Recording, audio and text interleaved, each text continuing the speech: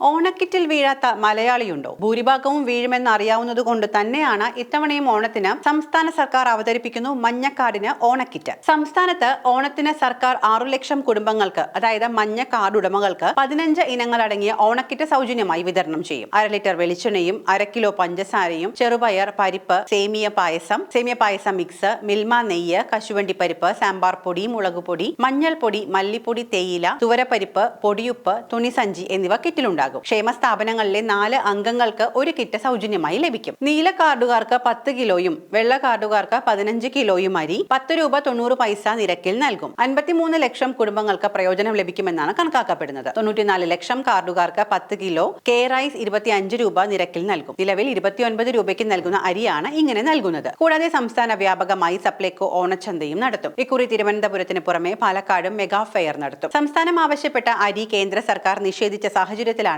കേരളം സ്വന്തം നിലയിൽ അരി വില കുറച്ച് നൽകുന്നത്. കേരളത്തിലുള്ളവർ അരി വാങ്ങാൻ ശേഷിയുള്ളവരാണ് എന്നും സബ്സിഡി അനുവദിക്കില്ല എന്നുമായിരുന്നു കേന്ദ്ര നിലപാട്. ക്ഷേമ സ്ഥാപനങ്ങളിലെ 4 അംഗങ്ങൾക്ക് ഒരു കിറ്റ് സൗജന്യമായി കിട്ടും. ഈ കിറ്റിൽ 1/2 ലിറ്റർ വെളിച്ചെണ്ണ, 1/2 കിലോ പഞ്ചസാര, ചെറുപയർ പരിപ്പ്, സേമിയ പായസം മിക്സ്, മിൽമ നെയ്യ്, കശുവണ്ടി പരിപ്പ്, സാമ്പാർ പൊടി, മുളകുപൊടി, മഞ്ഞൾപ്പൊടി, മല്ലിപ്പൊടി, തേയില, തുവരപ്പരിപ്പ്, പൊടിയുപ്പ്, തുണിസഞ്ചി എന്നിവയാണ് ഉൾപ്പെടുന്നത്. റേഷൻ കാർഡ് ഉടമകൾക്ക് കുറഞ്ഞ നിരക്കിൽ അരിയും നൽകും. മലയാളികൾക്ക് അല്ലലില്ലാതെ ഓണം ആഘോഷിക്കാൻ സർക്കാരിന്റെ കരുതൽ എന്ന മട്ടിലാണ് വീണ്ടും സൗജന്യ ഓണക്കിറ്റ് എന്ന ആശയം കൊണ്ടുവന്നിരിക്കുന്നത്. എന്നാൽ കടുത്ത സാമ്പത്തിക പിരിമുറുക്കത്തിലൂടെ കടന്നു പോകുമ്പോഴും വയനാട് പുനരധിവാസം തുലാസിൽ നിൽക്കുമ്പോഴും സ്വീകരിക്കുന്ന ഈ ഉദാര സമീപനം പല ചർച്ചകൾക്കും വഴിയൊരുക്കുമെന്നുറപ്പാണ്. തദ്ദേശ തെരഞ്ഞെടുപ്പ് മുന്നിൽ കണ്ടാണോ കോവിഡ് കാല മാതൃകയിൽ ഈ കിറ്റ് വിതരണം എന്നാണ് അതിൽ പ്രധാന ചോദ്യം. ഇതിനു മുൻപും വോട്ട് പിടിക്കാൻ തമിഴ്നാട് ശൈലി പിണറായി സർക്കാർ കൊണ്ടുവന്നതിനെതിരെ വിമർശനം ഉയർന്നിരുന്നു. വറുതിയുടെ കാലത്ത് തുടർച്ചയായി കിറ്റ് നൽകിയത് തുടർ ഭരണത്തിന് സഹായിച്ചു എന്ന വിലയിരുത്തൽ ഇടതുപക്ഷത്തിന്റെ നേരെയുണ്ട്. ഇതിന്റെ ചുവട് പിടിച്ച 2021 തെരഞ്ഞെടുപ്പിൽ UDF കിറ്റ് വാഗ്ദാനം മുന്നോട്ട് വെച്ചെങ്കിലും ഫലം കണ്ടില്ല.